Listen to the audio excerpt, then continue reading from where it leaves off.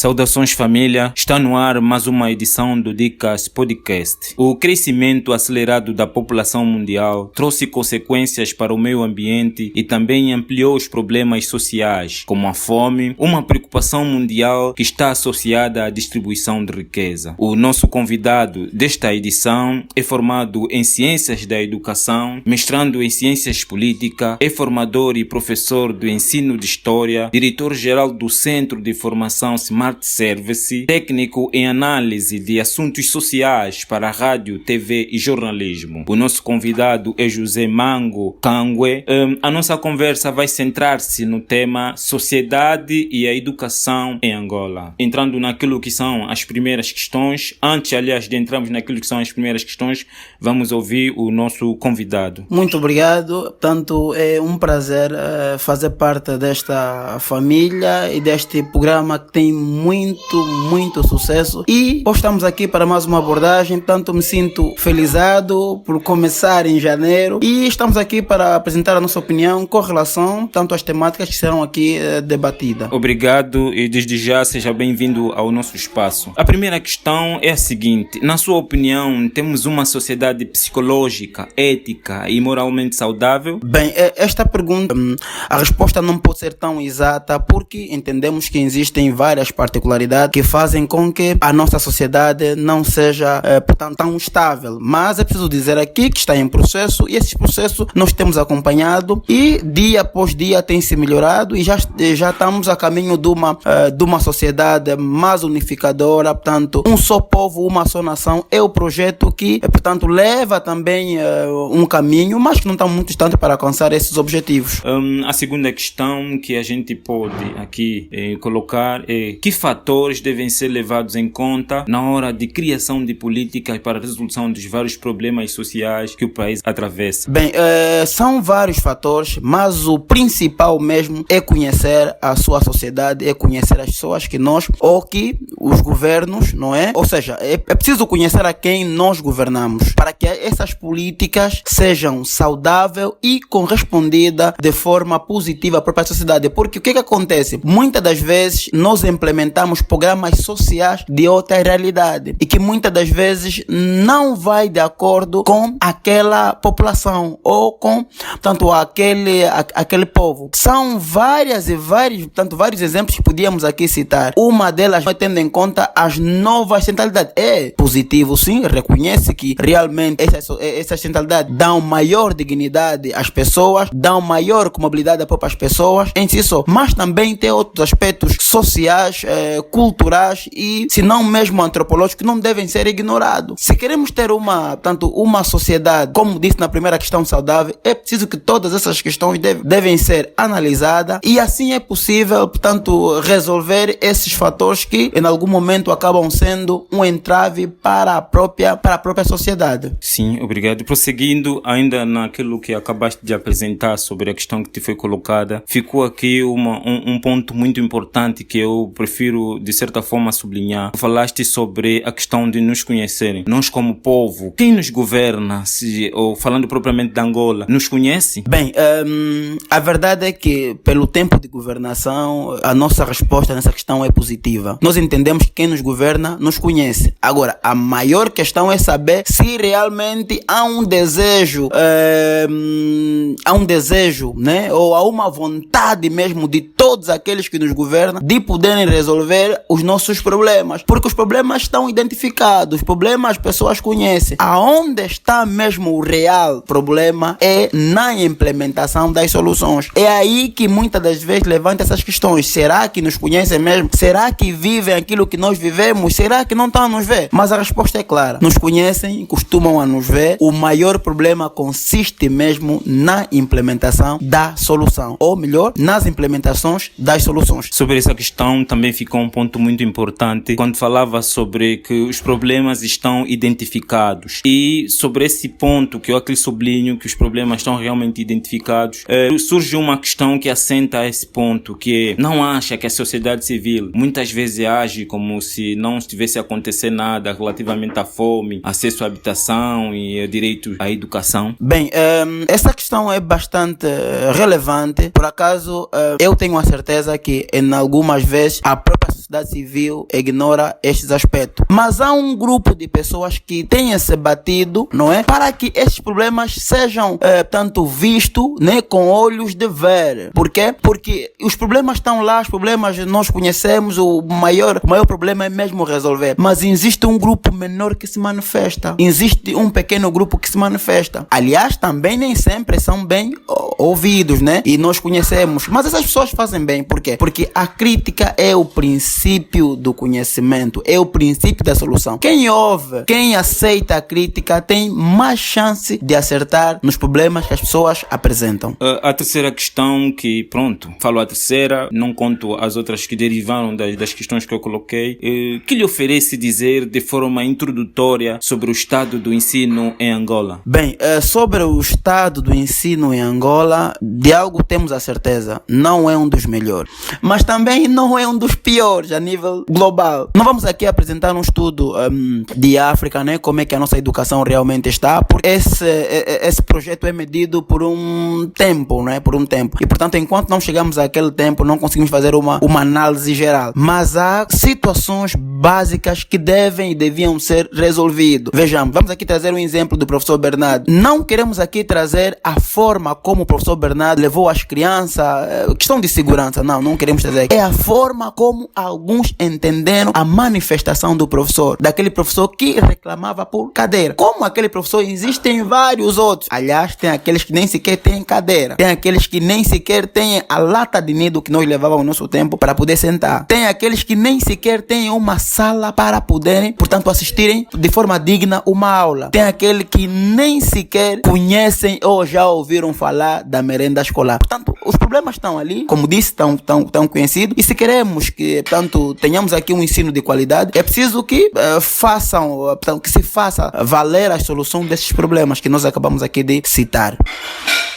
Bom, ficaram aqui alguns pontos muito importantes que é possível tirarmos dela mais alguma questão. Disse que o ensino em Angola não é dos melhores, mas também não é dos piores. O que falta para um ensino de qualidade em Angola? Bem, são muitas coisas em falta. A começar mesmo por infraestrutura, condições de recursos humanos, políticas educacionais. São várias situações, mas a que devemos nos apegar mesmo é, primeiro, recursos humanos, segundo, infraestrutura. Podíamos citar primeiro infraestrutura, mas eu penso que se começarmos a colocar o professor no centro das prioridades, eu penso que teremos muito ensino de qualidade, porque o ensino de qualidade nem sempre se refere, embora que a carteira influencia no processo de ensino e aprendizagem, o quadro, sentar bem, enfim, mas o princípio para termos um ensino de qualidade é termos um bom professor. Obrigado. De facto, eu sou da opinião que um bom professor faz a diferença. Falou aqui sobre questões rigorosamente subjetivas, que vão desde a infraestrutura e outras questões menos palpáveis, que ajudam para o processo de ensino e aprendizagem, e principalmente falou dos recursos humanos. Quando olhamos para a proposta de OGE para 2023, nós olhamos 7% para o setor da educação. O que lhe oferece comentar sobre esse ponto? Com relação aos 7% que, portanto, foi dado à educação, está claro a olho de todos que ainda não é suficiente e não podemos aqui negar. Se estamos a pensar, se estamos a querer, se queremos ter um ensino de qualidade, não é possível com 7%. Não é possível, não dá para ter um ensino de qualidade com 7%. Mas também vamos aqui dizer que acrescentou alguma coisa, já tivemos piores, mas não é ainda possível ter um ensino de qualidade com um orçamento para a educação de 7%. Esta é a minha resposta com relação a essa temática, para não entrar mais em aspectos específicos. O setor da educação é um setor com muitos problemas, se assim podemos adiantar. Nos 7% eu já consigo aqui mais ou menos imaginar quanto será ou qual é a percentagem para a área da investigação científica, que é muito importante para o desenvolvimento do ensino em qualquer país e o desenvolvimento do ensino no mundo, por exemplo. Não sei se podia nos adiantar aqui se houve alguma melhoria nessa área da investigação científica. Bem, com relação à investigação científica, podemos aqui afirmar que dos outros governos, este marcou um passinho, não é? Marcou um passinho. Mas nós também queremos afirmar que sem investigação científica não há desenvolvimento. Se queremos desenvolver, se queremos marcar passos, devemos apertar na questão da investigação científica, porque é ali onde vamos obter resultados ou respostas sobre um determinado problema para podermos dar solução àquela situação. Portanto, eu gostaria, é meu desejo, que nas próximas se aumentasse um pouquinho mais o valor para o Ministério da Educação, não é? E que se apertasse mais na questão da investigação científica. É importante para marcar passos, é importante na investigação científica. Nós, portanto, estamos agora, portanto, com o último censo, vamos calcular que mais ou menos 34 milhões de habitantes, é isso, né? 34 milhões de habitantes.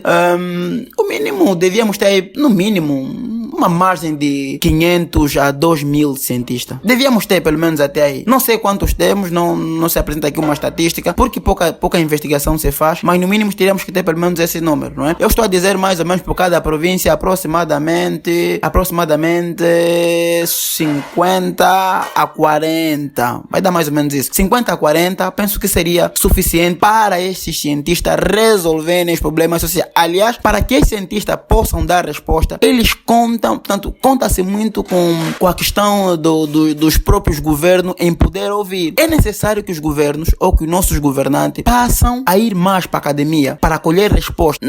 Lembro-me quando estávamos aí a fazer a licenciatura, não é? Os nossos livros depois ficavam para a biblioteca, mas eu acredito que, não sei se nossos livros já foram visitados pelos nossos governantes. Aliás, aqueles livros espelham uma solução de algum problema que os estudantes durante este percurso foram vivendo ou que tanto ouviram e que queriam dar solução. E muitos destes podiam ser aproveitados para poderem desenvolver muitos e muitos problemas. Então, também acabamos perdendo alguns cientistas se não se dá valor a esses acadêmicos que anualmente vão apresentando as suas monografias ou os seus relatórios finais. São pequenos investigadores que merecem um incentivo. Aliás, nesses pequenos podemos tirar grandes cientistas e que podiam ajudar a resolver muitos nossos problemas em Angola. Durante a sua explanação ficou aqui um ponto muito importante que falava sobre problemas sociais. Quer dizer que os trabalhos que são normalmente defendidos e elaborados nas instituições de ensino e sobretudo ensino superior, eles têm como foco o objetivo final resolver problemas sociais. Mas vê-se que muitos desse trabalho não chegam a atingir a esse objetivo. Com relação a esse ponto surge a outra questão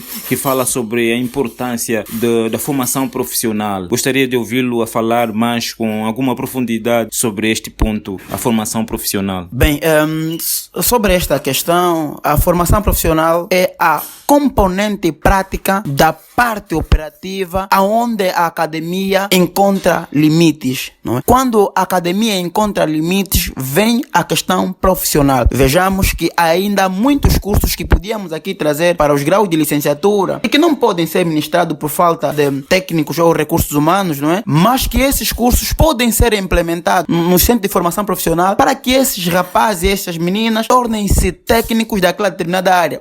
Só não temos licenciado ou mestre, tanto às vezes PhD, porque há uma barreira entre a própria academia por falta de recursos humanos e aqueles que simplesmente sabem fazer, né? O saber fazer. Então, o saber fazer é importante. Nós, para encontrarmos os que realmente sabem fazer, são os técnicos. Embora aqui que a componente saber fazer também traz conosco a questão teórica, né? Porque para poder se fazer bem, a pessoa tem que dominar um pouquinho sobre as questões teóricas. As questões teóricas vão nos permitir a investigação. Mas, ainda voltando na pergunta primária, que a questão profissional, ainda há um certo déficit, devemos agora aqui assumir, há um certo déficit que devíamos também melhorar. Eu trabalho neste campo, né? Como apresentou muito bem, sou diretor de um centro de formação profissional. Nós nos sentimos que há muitas lacunas e queríamos também dar algumas soluções, abrindo alguns cursos que nós entendemos que há esta lacuna. E nem todos podem ser licenciados, nem todos podem ser mestres, nem todos podem ser PhD. Isso é uma verdade. Mas nós podemos formar alguns técnicos. Nós podemos formar aqueles que realmente, se não podem ser mestre nem licenciado, podem ser técnicos. É ali onde surge a formação profissional para dar resposta a estas questões. Nós entendemos que o Estado devia velar um pouquinho mais por este lado. Estivemos recentemente numa formação internacional onde colhemos mais informação sobre estas questões. E não estamos mesmo a nível do ensino superior, a nível do Ministério do Ensino Superior e a nível do Ministério do Ensino da Educação, que havia debilidades, não é? E eles mostraram, foram também humildes nesses aspectos e chamaram os seus parceiros para darem solução. Vamos esperar que os problemas que nós apresentamos possam vir soluções, né? Já que tanto vai ser um trabalho coletivo para poder tanto dar resposta a esta questão. Penso que a questão profissional está respondida. Obrigado e pronto, de facto foram todas as questões muito bem respondidas, mas após a tua explanação nessa última questão sobre formação profissional, ficaram aqui algumas considerações muito importantes. Eu pude reter como limites e dificuldades que a academia encontra e depois pude reter outro que diz sobre saber fazer. Sendo assim, surgiu uma questão: como é que olha para os estágios que são realizados nas academias? Não seria assim, vou dar aqui um assunto hipotético, que as academias poderiam de certa forma também usar os centros de formações como um elemento principal naquilo que são os seus programas de estágio? Porque eu vejo que além daquilo que é feito nas academias, a parte teórica, é muito importante que um estudante saiba sobre a parte prática, e muitas vezes a prática nós encontramos nos centros de formação. Já agora entrando naquilo que é mais específico, que é a Smart Service, e passa aqui a publicidade porque nós convidamos. Quais são os cursos que nós temos e quais são os cursos que de certa forma podem ajudar formandos, né, que nessa coisa se encontram nas universidades a estudar, e é um curso que talvez seria muito valioso? Ok, muito obrigado para começar. Nós também queremos agradecer por tudo que têm feito pela Smart Service, e nós não somos o que somos sem tanto vocês, e desde já, em nome da minha direção, os nossos agradecimentos. Com relação à questão, nós estamos disponíveis, podem contar conosco, estaremos sempre de braços abertos para receber estudantes naquilo que nós possamos, portanto, oferecer. A Smart Service pode apoiar os estudantes, exemplo, de gestão de recursos humanos. Uma vez que nós temos esse curso, podemos associar a componente teórica, a componente prática, não é? Temos também o curso de contabilidade informatizada e o curso de contabilidade geral. Muitas das vezes nós temos muitos contabilistas que não dominam o próprio Primavera, né, que é um programa que serve para os contabilistas e não só. E nós temos essa componente prática. Ali o estudante vai, de forma prática, aprender como manusear um programa de Primavera aplicado à contabilidade. O gestor de recursos humanos também vai aprender com este aplicativo. Aliás, é um aplicativo que nós usamos para nossos estudantes para poderem, na prática, verem como é que realmente funciona. Nós temos a componente mais prática. É verdade, essa é pode ser a nossa vantagem, né? Temos pouco de teoria, mas temos a componente mais prática. Como esse, existem vários outros cursos. Por exemplo, o ICED promove o curso de inglês, não é? O curso de inglês, licenciatura em inglês. Mas hoje o curso de inglês é distribuído. Nós temos o inglês simplesmente aplicado para trabalho. E a Smart Service está ali para instruir aquele formando, não é? Que vai sair como professor, mas que também pode ter algumas habilidades aplicadas ao inglês só para trabalho. Nós também temos o curso de secretariado e atendimento ao público. É mais uma componente para tantos contabilistas, tantos gestores de recursos humanos e outros que sabem que na sua vida prática precisam entender bem sobre atender, sobre tratar as pessoas, sobre secretariado. E a componente prática está lá, não só na Smart, como também em outros centros de formação. Muito obrigado. Temos aqui no nossos estúdios o José Kangwa, ele que é mestrando em Ciências Políticas, formado em Ciências da Educação, é formador e professor do ensino de História, diretor-geral do Centro de Formação Smart Service, técnico em análise e assuntos sociais, e rádio, TV e jornal. E queremos lhe agradecer por ter aceito nosso convite e fazer parte dessa nossa 6ª edição do Dicas Podcast. Nós é que agradecemos e estaremos sempre aqui de braços abertos. Obrigado e até já.